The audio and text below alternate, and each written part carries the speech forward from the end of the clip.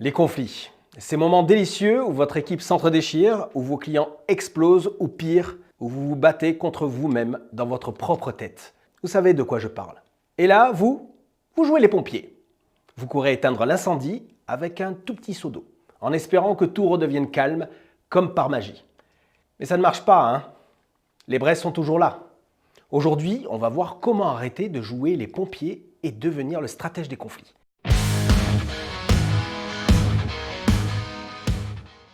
Oui, parce que les conflits, c'est pas juste un problème. C'est une opportunité de bâtir quelque chose de plus fort, à condition de savoir les gérer. Les conflits dans une entreprise ou pour un solopreneur, c'est inévitable. Vous voulez éviter les conflits, vendez des glaces sur la plage. Et encore, même là, vous aurez des clients qui se plaignent qu'il n'y a pas assez de chocolat dans leur cornet. Les sources de conflits, elles sont partout. Un employé qui se sent sous-évalué, un client mécontent qui vous harcèle, un partenaire qui tire la couverture de son côté. Et si vous êtes solopreneur, les conflits avec vous-même. Procrastination, culpabilité, doute, tout y passe. Le problème, c'est pas qu'il y ait des conflits, c'est comment vous réagissez. Si vous évitez le problème, il s'envenime.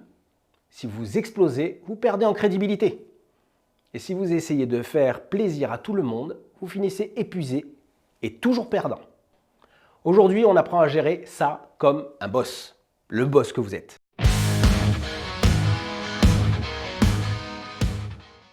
Voici la méthode en 4 étapes pour gérer les conflits sans vous perdre ni vous ridiculiser.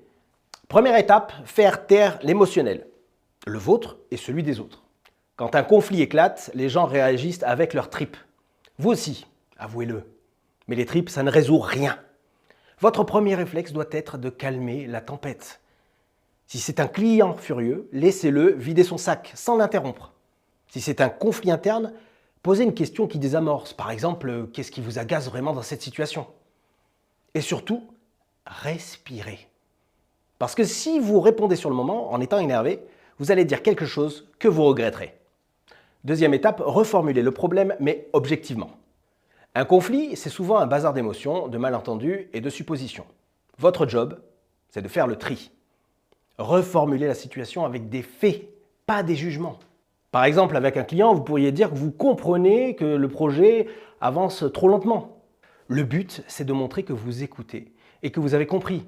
Une fois qu'il se sent entendu, la tension descend déjà d'un cran. Troisième étape, cherchez la solution gagnant-gagnant. L'erreur classique, c'est de vouloir absolument avoir raison ou de forcer les autres à céder. C'est une mauvaise idée. Ce que vous cherchez, c'est une solution où tout le monde trouve son compte. Et je vous invite à poser cette question magique. Comment on peut résoudre ça pour avancer ensemble? Par exemple, avec un client mécontent, proposer une réduction, un geste commercial, tout en expliquant, et c'est important, comment vous éviterez que cela se reproduise. Dans le cas d'un collaborateur, demandez-lui ce qu'il propose et montrez que vous êtes prêt à adapter des choses si c'est justifié, et seulement dans ce cas-là. Quatrième étape, mettez des limites claires et assumées. Un conflit bien géré, ce n'est pas céder à tout. Vous devez poser des limites, surtout si l'autre personne dépasse les bornes. Vous pourriez utiliser des phrases comme par exemple « Je comprends votre frustration, mais les insultes, ce n'est pas acceptable. Si on veut avancer, on reste respectueux. » Fixez vos règles, restez ferme, mais toujours respectueux.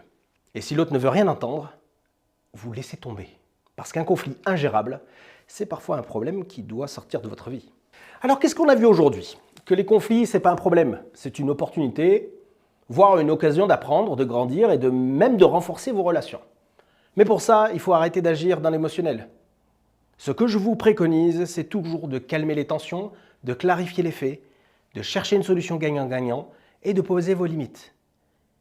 Votre mission, pour aujourd'hui, vous prenez un conflit récent. Vous l'analysez avec cette méthode et vous vous demandez ce que vous auriez pu faire différemment. Et si vous êtes en plein dans un conflit en ce moment, appliquez ces étapes dès aujourd'hui. Pour ceux qui veulent aller plus loin, commentez ou contactez la boîte à outils des dirigeants. On vous donnera de vraies stratégies pour transformer vos conflits en force. Et n'oubliez pas de partager cette vidéo. On connaît tous quelqu'un qui gère ses conflits comme une catastrophe naturelle. Soyez sympa, sauvez-le. Salut. Dans ce voyage